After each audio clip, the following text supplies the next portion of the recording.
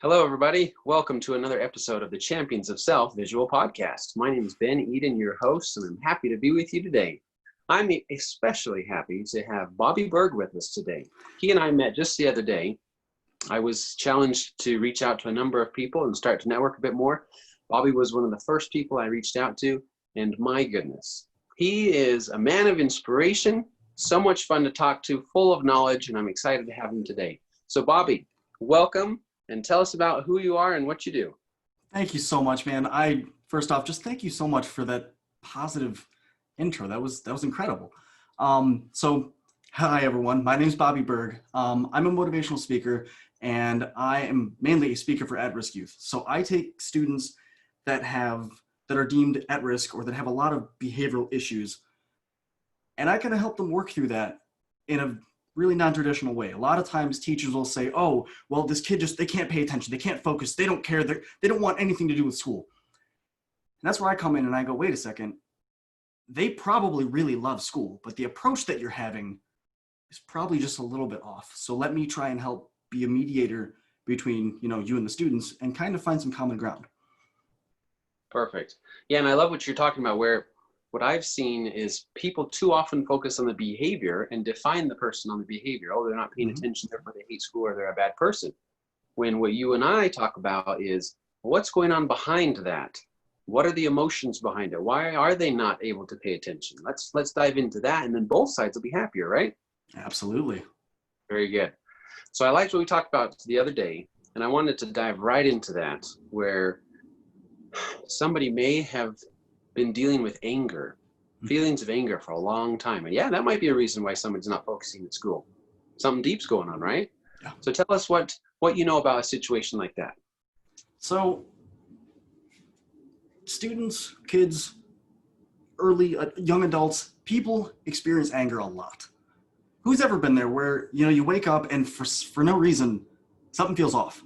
Can't really put your finger on it, but you wake up and you're a couple minutes late for your alarm, or you didn't really sleep well, so you're already a little groggy. And then your whole day goes on, and every little thing just stacks up and stacks up and stacks up until you get home at the end of the day and you're mad. You're super mad about everything. Every little thing sets you off. How different would your day look if you initially, once you said, all right, I'm not feeling normal. I'm not feeling like my normal self. What's going on here? And you did like an inventory on yourself to kind of get to the root of what the problem is. How different would your day turn out? See, that one moment, that waking up late, that waking up in a funk really threw off your entire day. So something I really think people need to focus on is fixing that one little thing. Does that make sense? Mm-hmm. So it's a lot of, you need to do a lot of you need to be really self-aware. That's kind of what I'm trying to say in a lot fewer words. No worries. So where we all experience something like that to your situation, we could go through that day not understanding quite what we're feeling, and things start to tick us off or hit us at the wrong direction, and now we start to get angry at those. And then what's even worse is we start to get angry at ourselves for being angry. And then it's just a cycle, and all of a sudden life is terrible, and today was a terrible day, right? Yeah. What are some things that you either counsel the people you talk to or have found in your life that can help get through a day like that and say, what am I experiencing? How am I going to experience it the right way so that I can have a better day? So I do one-on-one coaching with students. And with a lot of the kids that I'm working with, anger is a big problem for actually all of them, not a lot of them, all of them. So again, the first thing I have them do is have them acknowledge how they're feeling. There's nothing worse than going through a moment and feeling a certain type of way and lying to yourself. There's nothing worse than going, oh, no, I'm cool. It's fine. That joke didn't bother me. When deep down, that really hurt your feelings. Mm-hmm. And that scar is going to be there for a minute. You can already feel it the second that it just stings a little harder than most. And why do we do that? Because people try to we want to keep everything even keel. We want to be the life of the party. We want everyone to accept us. But with my students, I tell them, like, listen, if that made you upset, you have a right to be upset. Now, granted, the action you take after that acknowledgement is completely on you, but it is your responsibility to acknowledge how you feel. So the first thing we do during our coaching sessions is I'll say, okay, how are you doing today? And it's not the typical, oh no, I'm good, everything. No. I'm not interested in surface level answers. I want to get raw with you. So let's talk. How are you doing? And it usually takes a while, but my students eventually be like, yeah, today sucked, man. Today was not a good day. And I'm like, all right, cool. How did that make you feel? And that's when we start making real progress.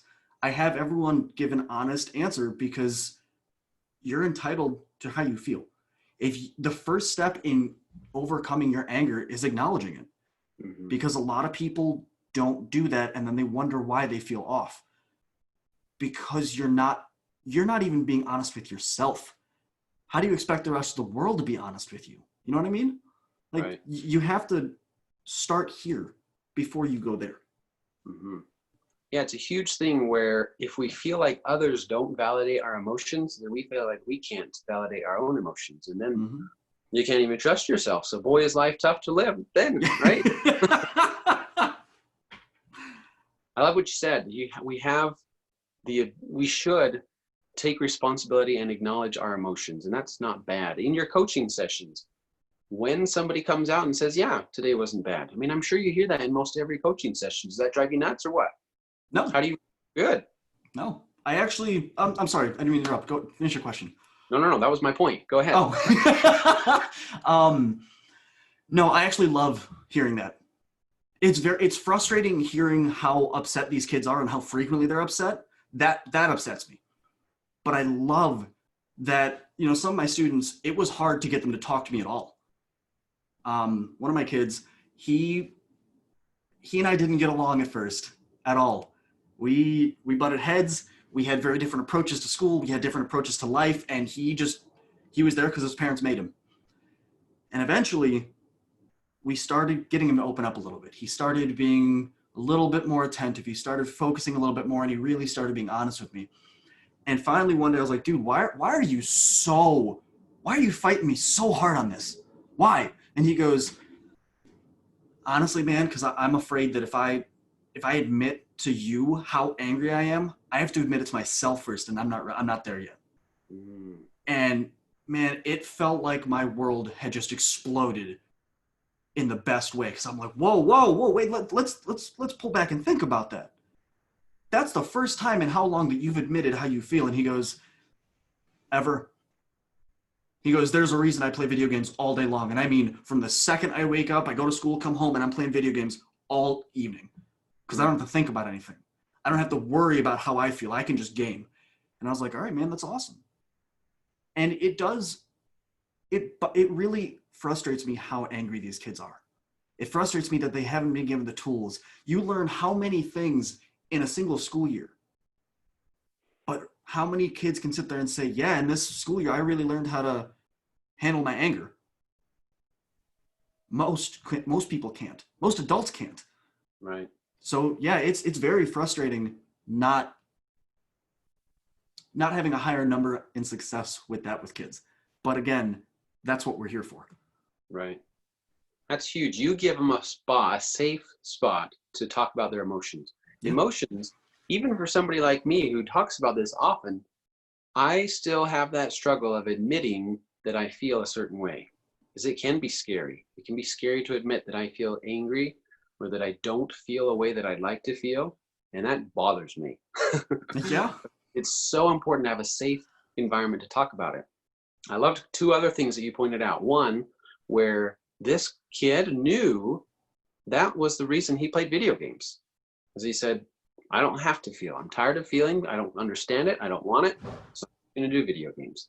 And what we talked about at the beginning is somebody might say, or look at this person and say, oh my goodness, just an addict to video games. But labeling that person that way doesn't help.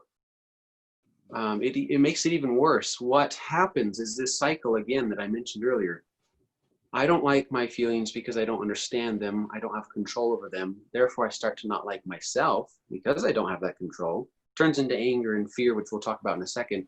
So I'm going to cover it with something that is a little easier or that can release me from that pain, is what I call the emotional pain. video games, whatever it may be. But the cycle continues because, oh, my parents don't like that I play video games, but I don't really want to tell them why I play video games because that's even more embarrassing than the fact that I play video games all day. So cycle, right? Yeah. My goodness.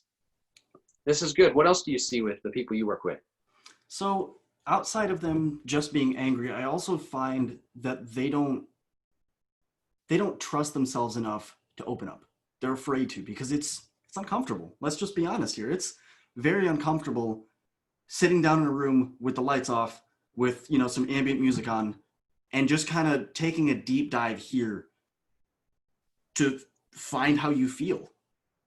Because again, people get so caught up in the, how are you doing? Oh, I'm good. The surface level answers that we get disconnected with our emotions, which sounds crazy because you live with them, you feel them, you're there every day. But how many times do people really accept them on a daily basis? They often don't.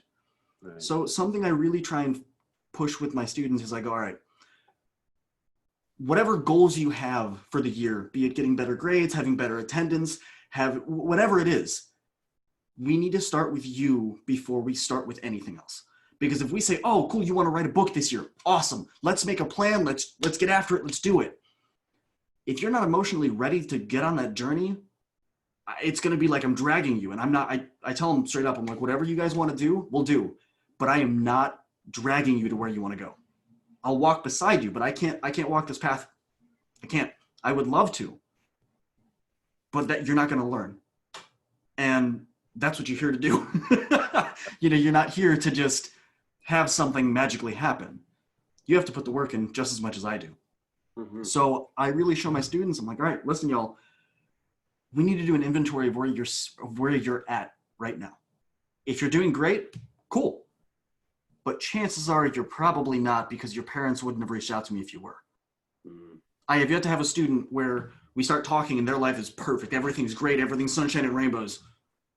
Because why would you need help if everything's great, right? So I have these kids do a real honest emotional inventory. I'll have them pull out a notebook, like one of those spiral notebooks, and I'll tell them, don't lose this. Don't take it to school. You leave that on your bedside table, and that's where it stays, because that is your journey book.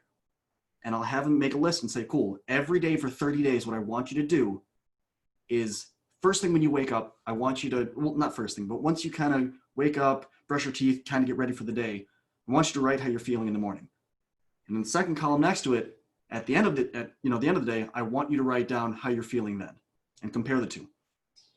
And it's a really simple exercise, but what it does is it helps you really get in tune with what's going on, because some people will say, oh, I'm fine, everything's great, until you talk to them and you're like, yeah, most of this isn't great though. Most of this isn't. So what you and I do as coaches, and what I love what you're saying right now. Many people can and do say, what's your goal? And we'll get you there. Let's focus just on the positive. Let's do that. Cool. Mm-hmm. But if we don't admit and address the emotions that people have, then like you say, they'll either be dragged or they won't get there fully, or they'll achieve that goal and they'll say, well, so what? I mean, that was cool, but I still have the original problem. Yes. I think that's so huge. And I think hopefully not everybody is thinking, well, that's not worth it. Emotions are dumb. Here's something that some people could feel with the exercises that you and I are talking about. Mm-hmm. Because emotions often aren't talked about it, and we're not as experienced in it, it can be something we're quote unquote not good at. Therefore we think, well, this is dumb because I can't figure it out, right? Yes. That's where the importance of talking to somebody like you or me who can help understand those emotions comes into play. It can be uncomfortable at first, I'm sure, a little scary, a little, I've never done this, I don't even know how I feel, so how am I supposed to tell somebody else how I feel, right? Yeah. Oh, but yeah. After that happens, what happens to the people you talk about? How are they after that experience? So after that experience, we'll have our talk and we'll really, really get deep in the weeds of how they're feeling, however long it takes for them to crack and finally, say, here's how I'm feeling. And after that, I usually let them sit for about 60 seconds. Like I'll have my timer on, I'll just go, cool, click. And I'll just let them sit and watch. And the amount of emotions that you can see across this person's face in 60 seconds is mind-blowing.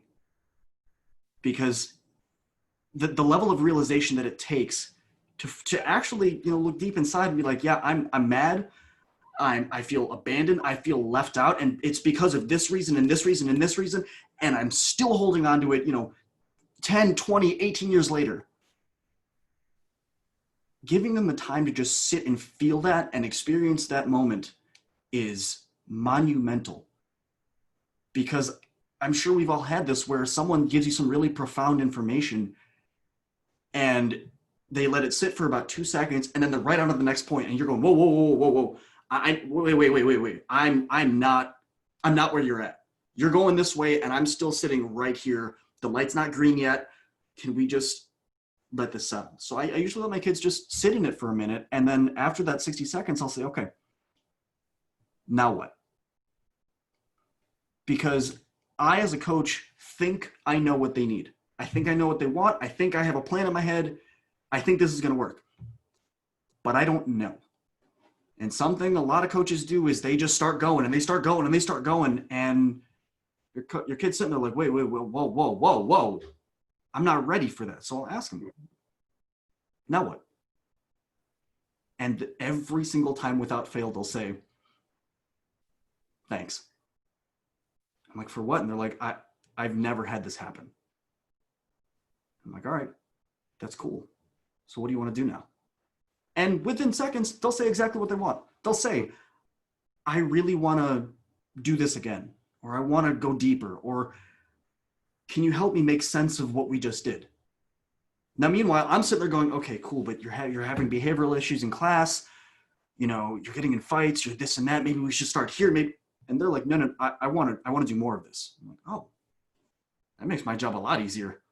Oh, okay, cool.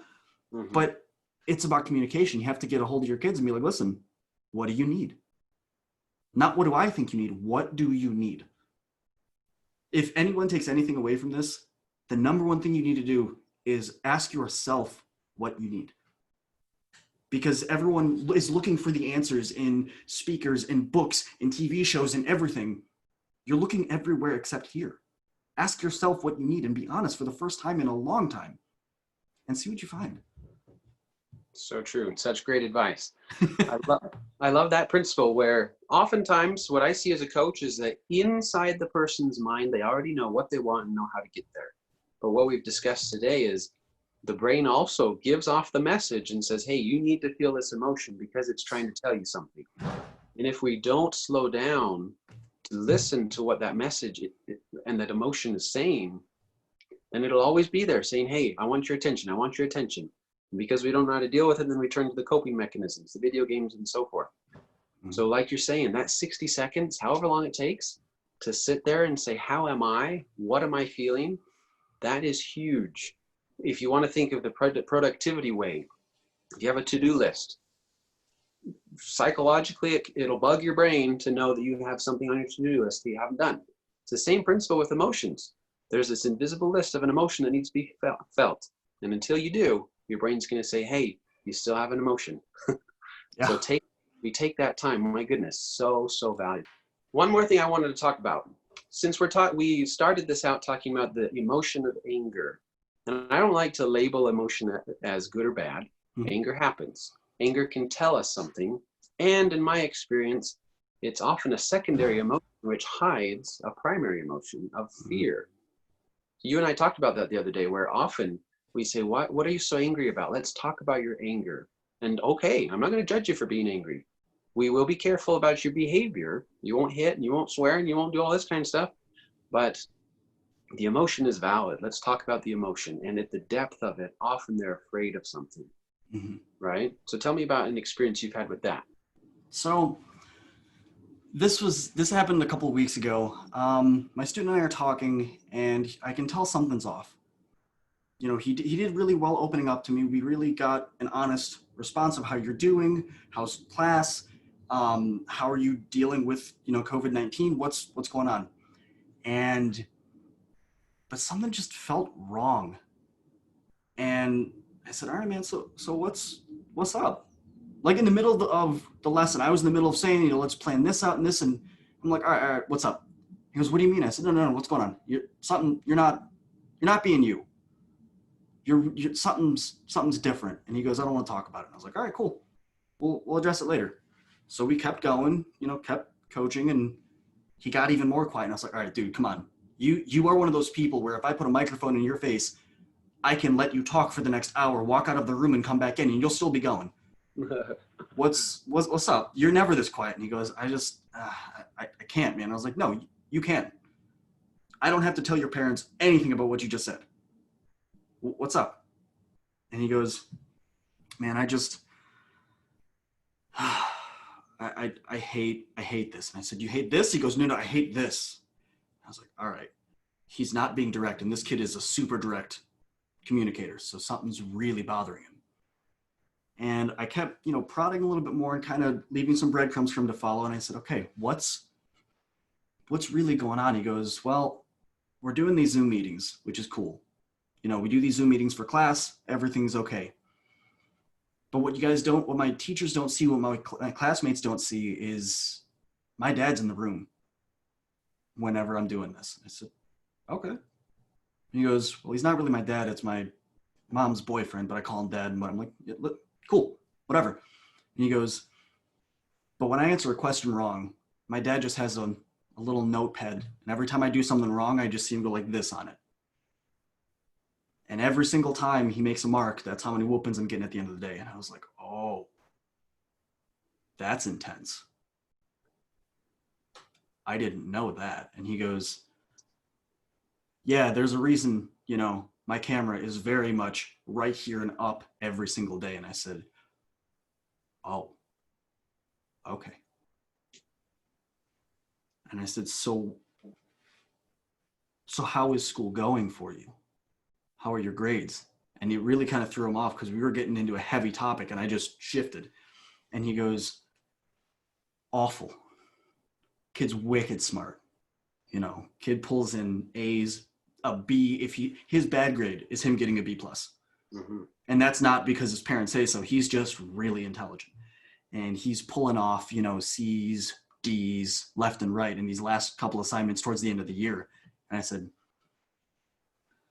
okay, so if your life was completely perfect and taken care of right now,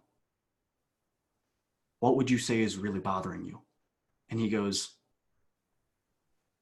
I'm angry. And I said, I know that. What else? And he goes, I'm afraid I'm going to hit him back. And sorry, I should have said this earlier. The kid's a high school junior. And he goes, I'm afraid I'm going to hit him back. And not just that I'm going to hit him back, I'm not going to stop. And I said, okay, that's something I can work with. And he goes, yeah, I know you can work with it. I know you always say this. You're always this guy that's all excited and you're all ready to take on the world, ready to show me how to take on the day. But like, I don't think you get it. He's like, I don't think you really understand what this is like, what this level of fear is like. And I said, you'd be surprised. You're not the only one that's had a couple walks around the block. Been there too. Mm-hmm. Maybe not in the same way, but I can empathize with what you're feeling. And I said, but I want you to think about what just happened. You were angry. We covered that one pretty early in the coaching session. But you switched that up to you're afraid. And not that you're afraid of getting hurt, you're afraid of what you're going to do. That's a lot deeper than you're giving yourself credit for. And I said, what I want you to do is I want you to tell me what you've really done to fix this problem. You're a smart kid. You don't need anybody to be accountable, to hold you accountable for your grades or your behavior, because your behavior is not generally bad. It is sometimes, which is why we're working together, but it's not, most teachers would look at this kid and go, hey, he's all right. Good kid. Smart. Good kid. So let's really think about this. You're afraid of what you're going to do. Okay. And I said, you haven't really done anything to fix the situation, have you? And he goes, no, I'm too afraid to. Because he goes, we're not going to have a conversation. We're not going to, you think I'm going to talk to this guy? No, he's going to go to whoop me and I'm just going to hit him back. And I was like, let's take this back. I feel you. The feelings that you have are completely valid. I got you. Let's reel this back about 6 steps. He's doing something to you that you don't like. Okay. Because he thinks some sort of physical punishment is going to fix your behavior problem. Okay. Because you answered a question incorrectly. Okay. Have you asked him to stop? And he looked at me like I was the dumbest, like that was the dumbest question he'd ever been asked. And he just sat there because he hadn't done anything. His dad thought he was doing the right thing. His dad thought he was, being the man of the house and keeping his son in line, when in reality, he didn't need that. And I said, what I want you to do is after this call, I don't want you to have time to think about it. I don't want you to have time to process how you're going to, no. I want you to be super impulsive right now, which I know I generally don't tell you not to do, but this time I want you to. I said, I want you to get off this call because you just made a huge breakthrough with me. So you're probably feeling a certain type of way and you have this emotion and I want you to get it out. I said, I want you to walk over to him and say, hey, Dad, I need to talk to you. And pull your mom in too and be like, listen, this needs to stop. You can ask Coach Bobby, I'm doing well. I'm doing what we need to do. I'm making progress. I don't need you to police me as I'm doing this because it's not helping. In fact, it's making me go the wrong direction. And his eyes got huge. And he goes, I can't. I said, don't you dare say that can't word. I was like, we only say that a couple times during these sessions, but don't you dare say that right now because there's a difference. It's either you won't or you don't have the ability. And with this one, I don't see either of those as viable answers. Mm-hmm. So I said, what, if it makes you feel comfortable, call my phone, I'll answer it, put it in your back pocket and it'll be like I'm there with you. Sometimes you just need someone to be there, to have your back, to give you that level of support. And we didn't even finish the call. He goes, I'll call you, and shut off the Zoom meeting. And I was like, I didn't mean this impulsive. And he calls me, says, I'm going to do it right now. Thank you. And puts it in his back pocket. And you hear the swooshing going on. I've been walking and he goes, Dad, can I talk to you? And his dad goes, yeah, what's going on? And I was like, this doesn't seem like a guy that's that aggressive. What's going on here? And he goes, Dad, I don't want you ever putting your hands on me like that ever again. When I'm in school, I'm in school. Coach Bobby's here to help. Coach Bobby is my accountability partner. Coach Bobby keeps me in line when I mess up, and he knows because he and my teacher talk. He goes, I appreciate the effort that you're putting in. I'm thankful for what you do and how much you support me, but I need you to stop. And there was dead silence for about 5 seconds, and all of a sudden you just heard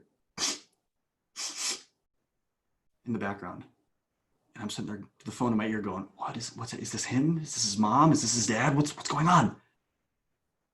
And his dad started sobbing. And I'm like, this was unexpected. Okay. And his dad runs up and hugs him and goes, I don't really know how to be a good dad. I'm just doing what my dad did. Thank you. And then, the call got dropped. But I had to actually, after that, I put the phone down. I had to sit in the corner of my room where I've got, my little meditation center set up.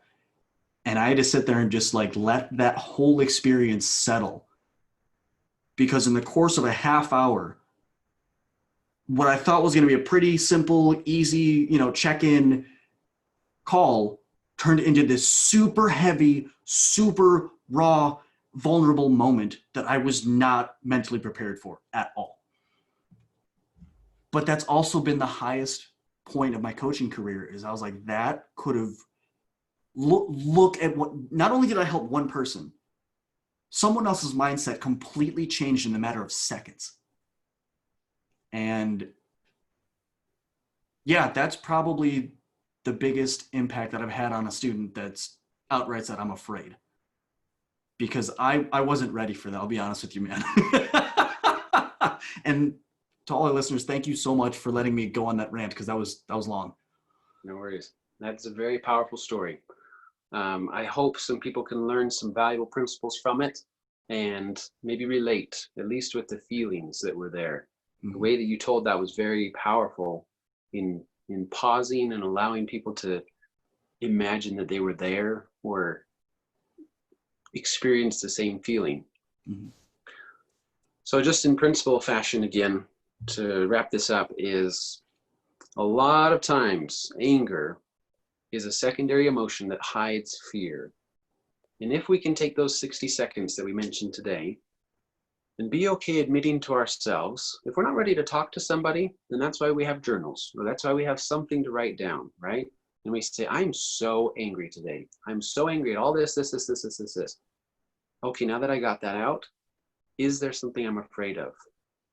Yeah, I'm afraid of being hit, or I'm afraid of what I will do, just like your story said. Sometimes people are afraid of crying because of everything that's happening.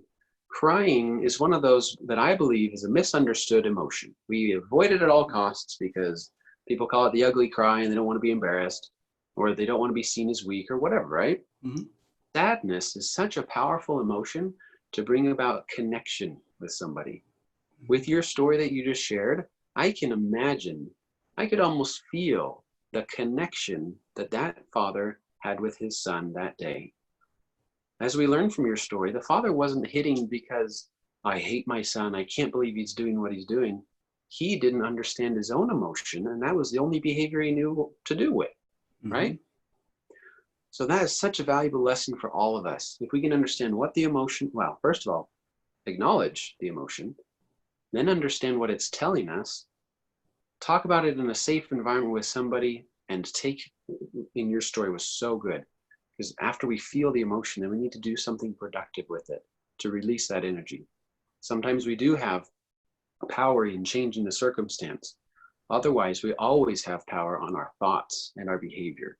So we never set limits on our emotions. We always validate those emotions, but we can and should set limits on our behavior so we don't destroy a relationship. Wow, we've talked about some very important, valuable things today. Bobby, is there anything else you'd like to share with us before you tell us how we can connect with you on social media?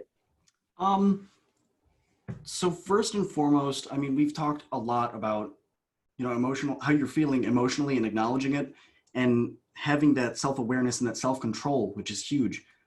But there's one thing that you need to do past that. Get it out. Everyone says, oh, anger is a bad emotion. Anger is not a bad emotion. It's just an emotion. It's energy.